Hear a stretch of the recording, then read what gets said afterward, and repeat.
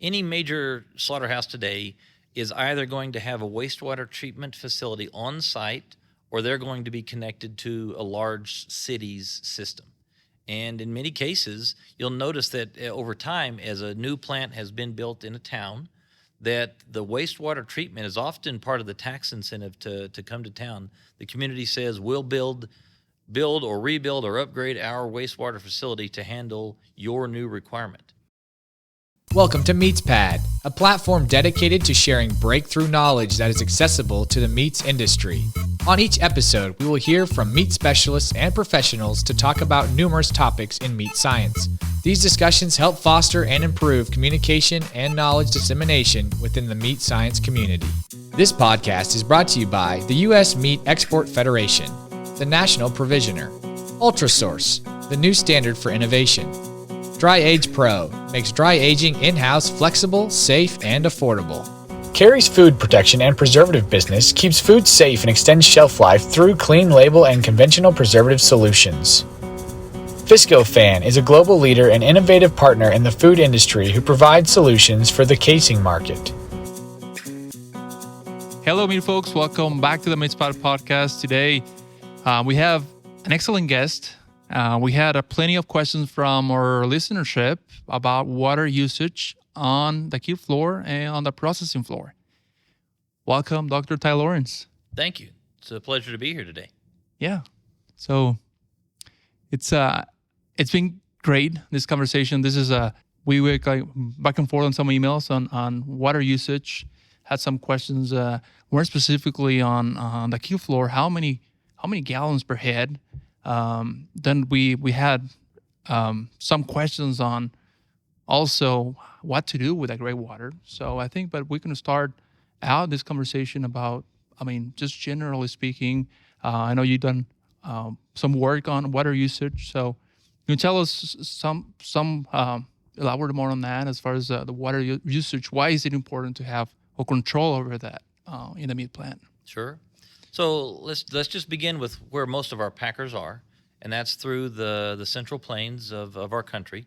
The bulk of the animals are slaughtered, particularly in the beef world, less or so to a degree in swine. And most of those slaughterhouses are just above and pulling directly from the Ogallala Aquifer, or maybe a secondary aquifer even below that. And so we know that water is a finite resource, and we continue to pull from those resources.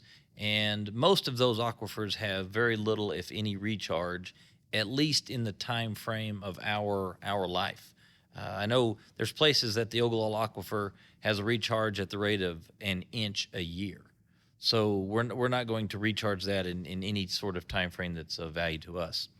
So some of the research that we've done would suggest that your average beef processor will use 600 to 900 gallons per animal. Now, that's not all just in the slaughter floor. That's in the entirety of the process. Although the slaughter floor would be a large user of that, particularly it would be greater than the fabrication of the animal. And the single biggest user is probably cleanup, third shift, or at least night shift cleanup. We're using a tremendous amount of water to cleanse the process between lots or between production days, to achieve sanitation during the night, typically prior to the next run. So, but in the entirety, 600 to 900 gallons would catch most of the beef processors in America. Natural resources is always going to be a hot topic, and especially these days, it has become a pretty hot topic. And like you're saying, it's the fresh water that is that finite resource here in this country, and especially in that Ogallala. And for those out there listening, like Dr. Lawrence has already mentioned, kind of something that goes all the way, extends from Nebraska down into the Panhandle of Texas, where you do most of your work and research, and where you're based out of. Because of the concern with the natural resource usage, and because of that large volume of water that we're going through, can you give a little bit of background on to why we need to be using that amount of water, and what has been done in more recent times to kind of maybe adjust the amount of water we're using? Sure. In the process. So if we look at the why, it's almost exclusively back to food safety. Yeah. So we add a new process. And for instance, years ago, we would have washed the head with a hose. Well, then came a head wash. And we would have washed the carcass with a hose. Well, then came a carcass wash. And then we've added more and more and more washes privy to the hurdle concept to improve food safety. And so with every new hurdle, generally we were using water in some form or fashion. It may have a chemical in it. It may be steam. But there's water use added almost exclusively in that realm. Let's take 180 sanitizers or sterilizers, for instance. They're overflow sterilizers. Mm-hmm. And in many cases, not all, the independent users on the slaughter floor, they adjust the volume to how much runover. And you'll see a decent amount of variance just in that, where someone might just have a subtle runover, and someone may have a very wasteful runover just to run their 180 sterilizer at their station. And that's a knife cleaning sterilizer in between carcasses. Amen. Just quickly dip it in there. Yep. Or the modern way would be to have a 2 or 3 knife system where you're using one knife and the other 2 or 3 are sitting in the sterilizer being heat treated to kill anything on the surface of that knife in between carcasses. Right. So, that's a great example. The head wash, the carcass wash, steam pasteurization, spray chill, all of that adds up. And the cooling systems themselves are big users of water. The refrigeration, ammonia, chilling systems. Again, I mentioned cleanup at night is a big user. And then when you add all of that up and divide by the number of animals you process in a day, you get the numbers that I just gave you. Well, and we also, in many of the very large plants, and we use spray chilling too, right? And that's going to have to be fresh, clean water. And for those out there listening in a smaller plant, if you're not familiar with spray chilling, it's literally just a misting of the carcass in the first few hours, dozen hours or so. And it's excellent for heat transfer, cools that carcass very well, great for food safety as a result. But it is a usage of water, right? And you've done some research on, especially like the carcass wash and the head wash. What are some of those steps or mechanisms that we can bring into the process that has curbed some of the water usage at those locations? Sure. So I'll go back to when I started this work well over a decade ago. One of the things that we observed and then challenged the processors with was what I call just very basic, simple operations. So, for instance, when I started in this realm, we would go to a slaughterhouse, and between breaks and at lunch, you would find that equipment would still run. Oh so my. the water is overflowing for 15 or 30 minutes, and there are no animals going by. The head wash, the carcass wash, the spray chill, maybe not the spray chill per se here in this case, but the head wash and the carcass wash, the steam pasteurizer. In some plants, those things were running full tilt with no animals going through, no heads, no carcasses, nothing. And it was, when we get to asking questions, a lot of it was fear of it literally being turned back on because there had been an issue one time. And we turned the head wash off and it didn't come back on. And then it cost us so many minutes of downtime. So the policy was to never do that again.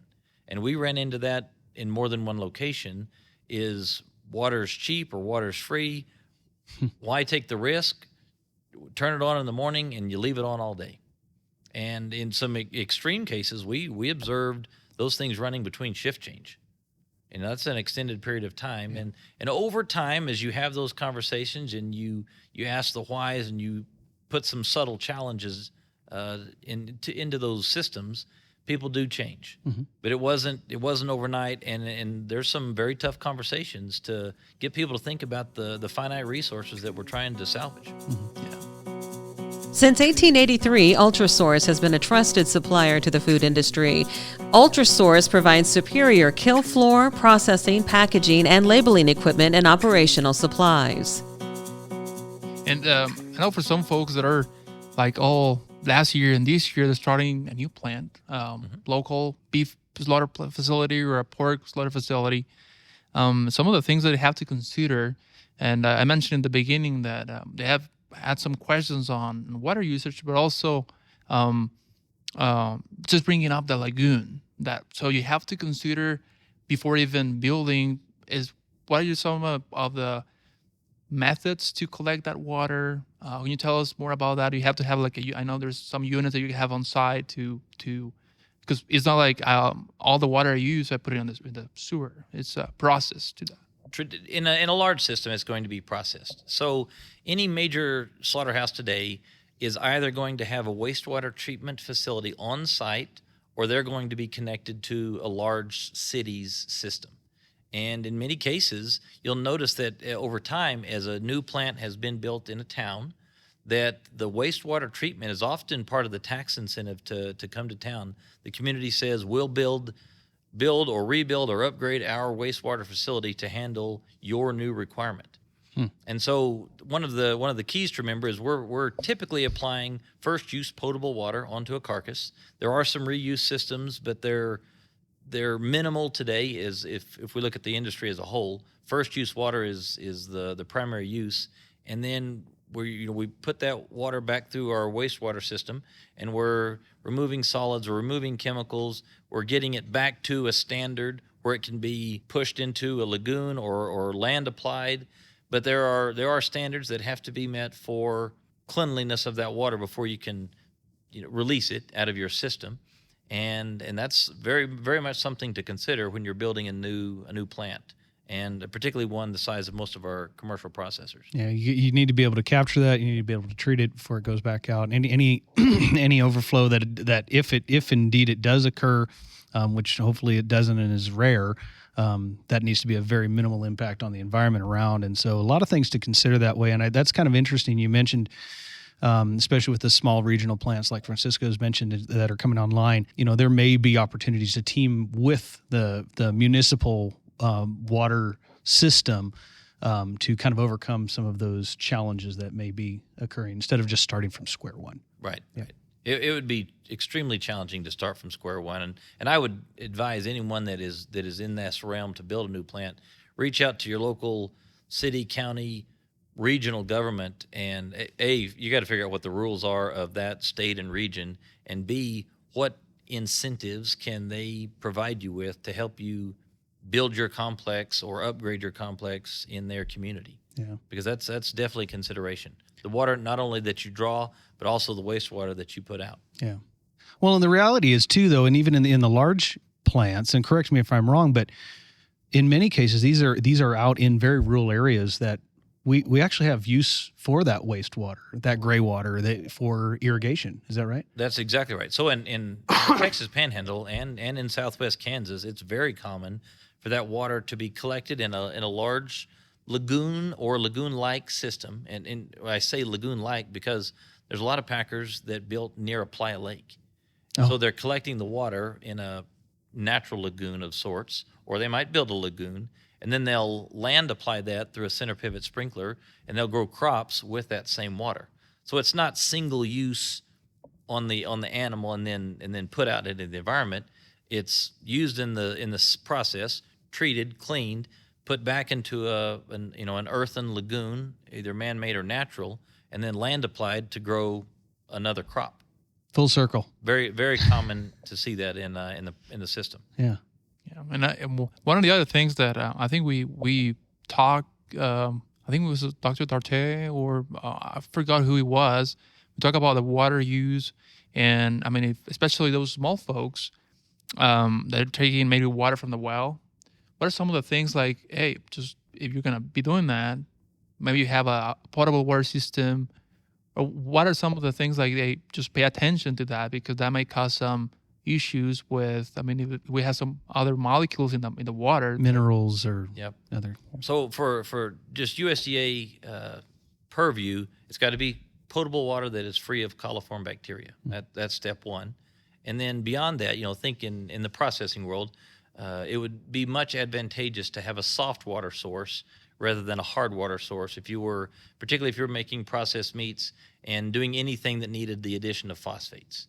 That would be something for sincere consideration. Yep. Nitrites as well is definitely something. Nitrates that are things that can be mixed into the water there. So what are your thoughts on, I was considering some of the additional ways of maybe we could use minimize use of water. And we're not going to go completely away from it, as far as I can tell, not in our lifetime anyway, but lower our usage. And I think of just, simple fixes in home use of changing the head on a shower.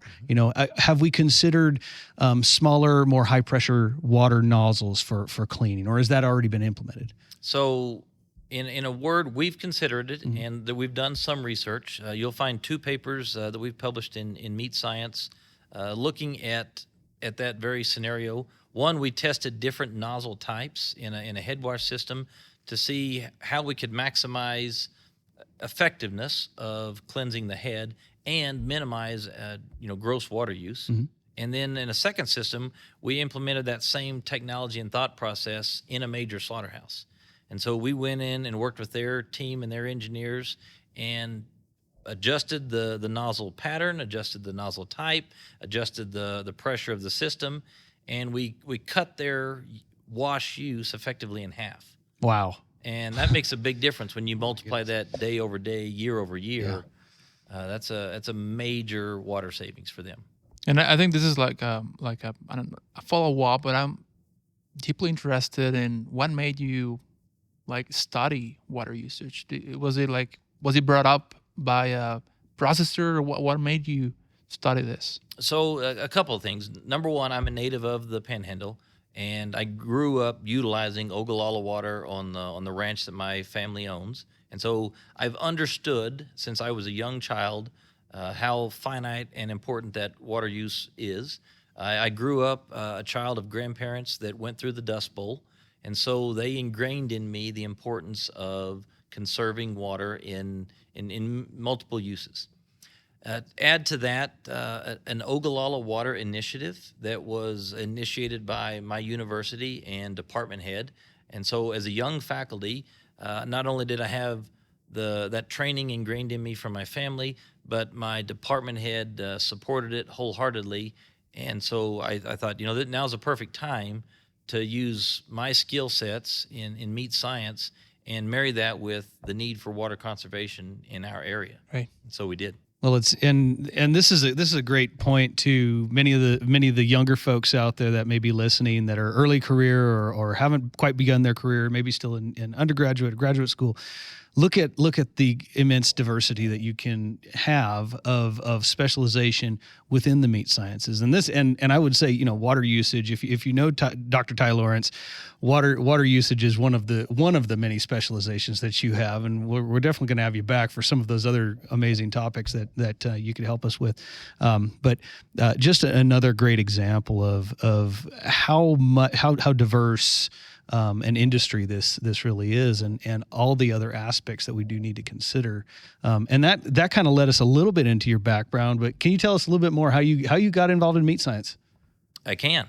So I'll give you the longer story, and you can edit this as you right. need. So I'm a freshman at West Texas A&M, fall of 1993, and a young man comes in to the dorm. I cannot remember the young man's name. I don't know that I ever even saw him again. He was taking meat science at the time, and I'm a first semester freshman. He just bebops into the dorm, and he's got his knives with him. He's got his knives. He's got his scabbard. He just got out of lab, and he is excited about meat science and all this and da and this and that, and he's just telling me all the details. So I'm so enthralled by what he's saying. I go to the class catalog, the course of classes, and I look. And I see where meat science is in my degree plan, and I realize I'll take that as a junior. Well, I'm a first semester freshman, and for those of you that know me, patience is not a virtue that the good Lord gave me. And so I'm thinking, well, I've got to figure out how to get in here. And so I go to Dr. Montgomery's office. Dr. Montgomery was the sole meats professor at West Texas. He was the initial guy, and I go to his office and I say, hey, I want to get into this class. And he kind of looks at me and he pulls his glasses down and he says, what do you need me for? Just enroll. And I said, well, I'm a freshman and I need your permission to take it. And it's a process we called blue carding then and still today. Anyway, long story short, he doesn't want to do that. He says, just take it when you're a freshman. Go away, kid. And I'm a pretty persistent young man at the time. Not that I'm not today. But anyway, I go back and I go back and I go back. And I think I had to go to his office 6 or 7 or 8 times before I finally wore him down to the point he would allow me to take that class as a freshman, second semester freshman. Yeah. So ultimately, I got in. And I loved it. Yeah. Just as much as the young man that came by the dorm that day loved it. And as they say, the rest is history. Yeah. And so in West Texas A&M, which is where you are currently Right, on currently. faculty. Yep. Where did you go from there? Well, so let me again. So that was second semester of my freshman year, and then I go home for the summer for the last time, and I come back. Dr. Montgomery hires me as a sophomore, my first week of school. And I help him TA classes in TA labs. I'm working with him at the Beef Carcass Research Center, and I stay there. And about the time I'm a senior, he says, "Well, you need to start thinking about grad school." And so I stay and do a master's with Dr. Montgomery in the realm of dentition and carcass maturity. And then we get done there, and I'm thinking, well, now what? And he says, well, you clearly need a PhD. And so I go and interview at multiple schools. And my second mentor, whom I have the privilege of presenting an award to tomorrow night, he's the one that I chose. And I went to Kansas State. And Dr. Dykman was clearly my advisor. But I do have the privilege of being able to say that at the time there were 8 faculty of meat science when I was a student there. Wow. And I worked with all 8 of them. And that was one of my goals, is to ingrain myself in all of them as much as they put into me. Yeah. And I was fortunate to be able to do that. And after Kansas State, had an opportunity to go work with Doug Sutton and Angie Siemens at Smithfield Foods. Okay. And I went and did that. I was there for 2 years. And I would probably still be there today had it not been for WT calling and saying, you might want to think about coming home and taking over this program. That's awesome. And what a privilege. And I didn't realize you had the industry experience, which probably makes you such an effective educator and researcher and everything. And I applaud you for that. And thank you for sharing your story. My pleasure. Yep. Yeah. Well, thank you a lot for your time. I think when you brought up the K-State, before recording, I asked you, because I hear a lot of stories, and I really good stories. I hope good stories, and I'm jealous because you had to work with Dr. Croft, Dr. Kasner, Unruh. I think was beginning of that time. Oh yeah, Dr. Unruh, Bagman, Dr. Hunt. So well-rounded. Yeah, all the legends in meat science. Well, thank you again for joining us today, and hopefully we have you back sometime soon. Be my pleasure. Yeah, I'd love to come back. Thank you.